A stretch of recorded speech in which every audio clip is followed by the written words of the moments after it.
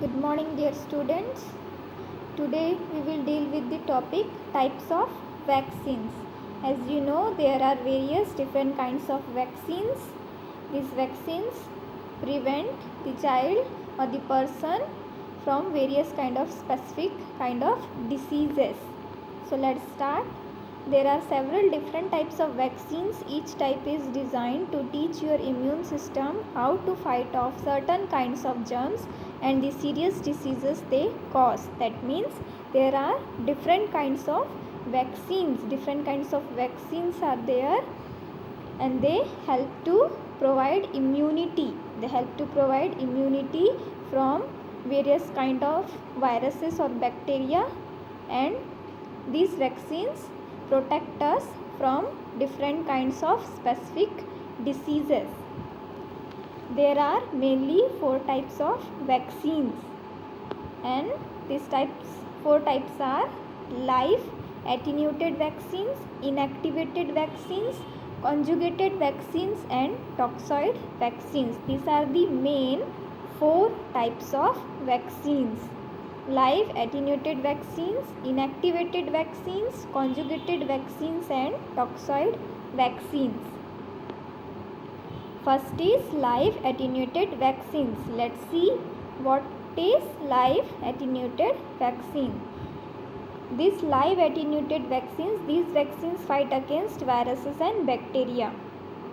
These live attenuated vaccines, they are mainly made fight against the viruses and bacteria. These vaccines contain a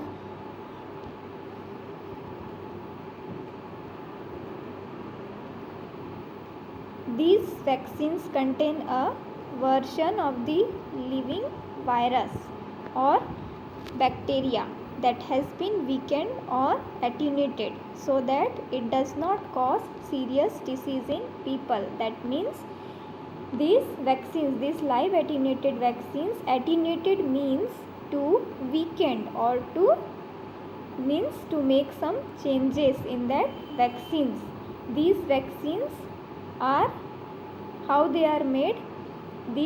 In these vaccines, the virus or bacteria, the living viruses or bacteria are attenuated. That means their composition has made some changes. Means some changes has been made in their live viruses or bacteria, and these live viruses or bacteria has made weakened.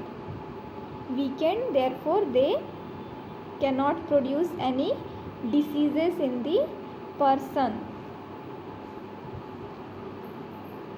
Next is they create a strong and long lasting immune response. These live attenuated vaccines, they give long lasting immune response. That means these live attenuated vaccines, they provide immunity to a person for a long time immunity they provide to a person. So what is the live attenuated vaccine?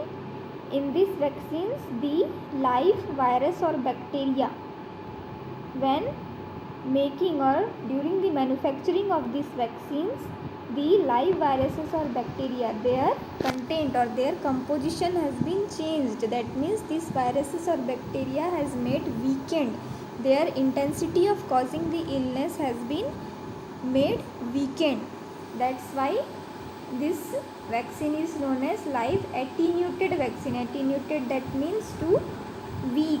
That means to weaken or to low the intensity. Intensity of what? Intensity of causing the diseases. These viruses and bacteria has made weakened, and after that only these vaccines has been administered to the person so that they cannot cause any kind of diseases, and they provide immunity for long time, long lasting immunity these live attenuated vaccines provide. And what are the limitations of these vaccines? Because they contain a small amount of the weakened live viruses, some people should talk to their healthcare provider before receiving them, such as people with weakened immune systems, long-term health problems, or people whose had gone through an organ transplant. That means the limitations or the drawback of this live attenuated vaccine is that the person or the child who are having the low immunity, the person who is having low or weakened immunity, so they should consult to their doctor, to any healthcare provider before receiving any kind of vaccines, because their immune system is already weak, so their immune system will not accept that vaccines and some problem can be caused. So before administering these vaccines, if any person or a child has low immunity, low immune system, so before administering any kind of vaccine, they must consult to their healthcare providers, to their doctors. And the person or a child who has long-term health problems, means any kind of serious diseases, if they are suffering from any kind of serious diseases or any kind of autoimmune or immune diseases or any kind of serious diseases, they must consult to a doctor before administering any kind of these vaccines. And the person or a people who has gone through an organ transplant, means like kidney transplantation, liver, heart transplantation, any kind of organ transplant, if a person has gone through, they must consult to the healthcare provider before administering any kind of these vaccines, because the donors and the recipient immune system is different, so the recipient immune system have to accept the donor's organ. That's why the recipient person or the recipient patient who has gone through an organ transplant has to take the lifetime, has to take immunosuppressant drugs. Next, they need to be kept cool, so they cannot be used in countries with limited access to refrigerator. That means this kind of vaccines must be kept in a cool and a dry place, and the places where the refrigerator or the facilities are not available to keep this kind of vaccines, so there must not be used these kinds of vaccines, because these vaccines need a place or a cold storage, so that the refrigerators, so that they can be stored. Next is examples of these live attenuated vaccines. The examples of these live attenuated vaccines are measles, mumps and rubella vaccines, rotavirus vaccines, smallpox vaccines, chickenpox vaccines and yellow fever vaccines. Yellow fever, that means it is mainly caused due to the bite of mosquito, and this yellow term is because in this disease what happens, symptoms are there, and jaundice is also the main symptom of this disease. That's why this disease is known as the yellow fever. In this disease, the person is suffered from the jaundice, fever and many other symptoms. Next is inactivated vaccines. These vaccines are made by inactivating or killing the germs during the process of making the vaccine. That means during the manufacturing or production of the vaccines, these vaccines has made inactivated, that means the virus or the bacteria through which the vaccines are prepared. So during the manufacturing or production of these kinds of vaccines, what they do, they kill, means killed viruses or bacteria are used to prepare the vaccines, so that they may not cause any kind of illness or the diseases. Next is the limitations of these vaccines. Inactivated vaccines usually don't provide immunity protection that's as strong as live vaccines. So a children needs booster shots in order to get ongoing immunity against diseases. That means the limitation of this vaccine is that they do not give long lasting protection as live vaccines do. That means these inactivated vaccines they do not provide the immunity for long time, but live vaccines provide immunity for long time. So this is the limitation of inactivated vaccines, that they do not provide immunity for long time. So that is the reason, that's why the children needs a booster doses of this kind of vaccines. An example of these vaccines are hepatitis A, flu or polio vaccines or rabies vaccines. So these are the examples of inactivated vaccines. Next is the conjugated vaccines. Conjugate vaccines use specific pieces of the germs like its protein, sugar or capsid casing around the germ. That means in the conjugated vaccines, when these vaccines are formed, when these vaccines are produced, what they do in these vaccines, the one specific kind of part of the virus or bacteria, we can say, like one specific part of the virus or bacteria, like the protein of that virus or bacteria or the capsid of that virus or bacteria can be used. Means one specific part or one specific piece of that bacteria or viruses is used to produce the vaccines. And capsid means the covering, the outermost covering of the bacteria or the viruses. Next is these vaccines use only specific pieces of the germ. They give a very strong immune response that's targeted to key parts of the germs. That means what these vaccines do, they provide very strong immunity. They provide this kind of vaccines. The conjugated vaccines provide strong immunity against that particular diseases. And in these vaccines, a specific part of that germ like bacteria or viruses is used. And these conjugated vaccines provide very strong immunity to the body against that particular diseases. They can also be used on almost everyone who needs them, including people with weakened immune systems and long-term health problems. That means these conjugated vaccines can be used by any of the persons, like the person who is having the weak immunity can also use this kind of vaccines, the conjugated vaccines, and they provide long-term